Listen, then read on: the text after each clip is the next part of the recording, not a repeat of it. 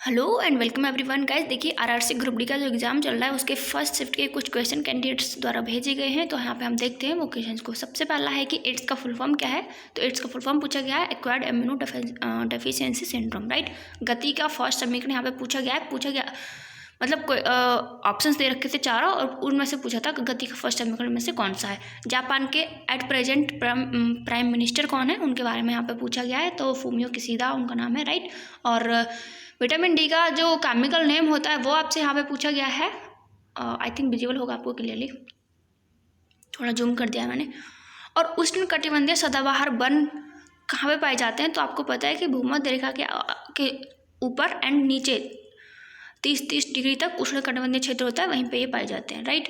World और बीच में ये रह गया। अच्छा, एलिसा टेस्ट किस बीमारी में किया जाता है। तो एलिसा एड्स की बीमारी में एलिसा टेस्ट किया जाता है। बाकी जो टेस्ट होते हैं और भी उनको भी आप याद कर लीजिएगा। और वर्ल्ड वेटलैंड डे कब मनाया जाता है। तो 2 फरवरी को वर्ल्ड वेटलैंड डे मनाया जाता है। और ये भी याद कर लीजिएगा कि अब रिसेंटली में कौन कौन से स्थलों को वेटलैंड डिक्लेयर किया गया है। और टोटल वेटलैंड कितने हो गए हैं ये भी याद कर लीजिएगा। अब तो टोटल 75 हो गए हैं, तो आपको पता होना चाहिए। बट 75 तो अभी बहुत ही रिसेंटली हुए हैं, कल परसों हुए हैं, आपको उससे पहले के ही पता होना चाहिए बस। पेरियार नदी कहाँ पे फ्लो करती है ये पूछा गया था। तो पेरियार नाम से ही आप समझ जाओगे ये केरला में फ्लो करती है, राइट। सुन रखा होगा आपने पेरियार नदी के बारे में। प्रथम लोकपाल कौन थे, ये यहाँ पे पहले गलत लिख गया था, लेखपाल लिख गया था। तो प्रथम लोकपाल कौन थे हमारे यहाँ के। तो पीसी घोष, पिनाकी चंद्र घोष थे। और फर्स्ट 5 ईयर प्लान किस के मॉडल पे बेस्ड था। तो वहाँ पे ऑप्शंस दे रखे थे पीसी महालनोबिस, हेराल्ड ओवर, ऐसे करके। तो आपको राइट ऑप्शन चूज करना था। हीलियम का ऑक्सीडेशन नंबर पूछा गया था, साइंस से क्वेश्चन हो गया।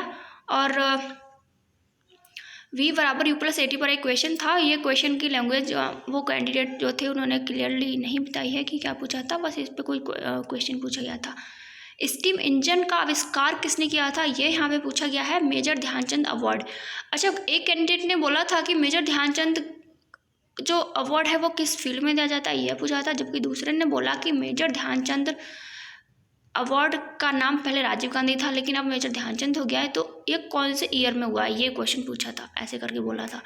और अनंत नागेश्वरन ने अभी रिसेंटली किस का स्थान लिया है, मतलब अभी अनंत नागेश्वरन किस पोस्ट पे अपॉइंट हुए हैं और पहले कौन था इस पोस्ट पे और किसका स्थान इन्होंने लिया है, ऐसे करके बहुत लंबी सी लैंग्वेज लिखी हुई थी क्वेश्चन में, तो ये पूछा था। और क्यूप्रस ऑक्साइड में कॉपर की संयोजकता पूछी थी। साइंस से भी अच्छे क्वेश्चन आए हैं। साइंस को थोड़ा हार्ड बता रहे हैं कैंडिडेट्स, मैथ को इजी बता रहे हैं। मैथ में तो इजी बता रहे हैं, कह रहे हैं कि CI का क्वेश्चन था, इजी था, 2 ईयर वेस्ट था। और मिक्सचर से क्वेश्चन थे, वाटर एंड मिल्क का मिक्सचर है वो भी क्वेश्चन इजी था। और परसेंटेज से भी क्वेश्चन इजी था। ऐसे करके मैथ के क्वेश्चन को तो इजी बता रहे हैं, लेकिन जो क्वेश्चन साइंस के आए हैं उनमें लैंग्वेज थोड़ी सी हार्ड कर दी गई है, तो साइंस थोड़ा सा हार्ड बता रहे हैं। और फिर पूछा था कि भारत का नेपोलियन कौन था। तो समुद्रगुप्त भारत का नेपोलियन था। मिल्क ऑफ मैग्नीशिया का फॉर्मूला पूछा गया था। 4 ऑप्शन दे रखे थे, उनमें से आपको मिल्क ऑफ मैग्नीशिया का जो फॉर्मूला था वो ऑप्शन चूज करना था। DRDO का फुल फॉर्म पूछा गया है। कुछ कैंडिडेट ने बोला कि DRDE तो कुछ DRDE तो कुछ है नहीं, तो DRDO का ही होगा, तो इसलिए मैंने यहाँ पे DRDO बोल दिया है। DRDO का फुल फॉर्म पूछा गया था। ऑयल ऑफ विट्रॉल से एक क्वेश्चन था। सो अभी तक इतने ही क्वेश्चन मिल पाए हैं गाइज। और बाकी इन क्वेश्चंस का जो ये PDF है मैं अपने टेलीग्राम चैनल पे अपलोड करने वाली हूँ अभी जस्ट, तो आप वहाँ से ले लीजिएगा।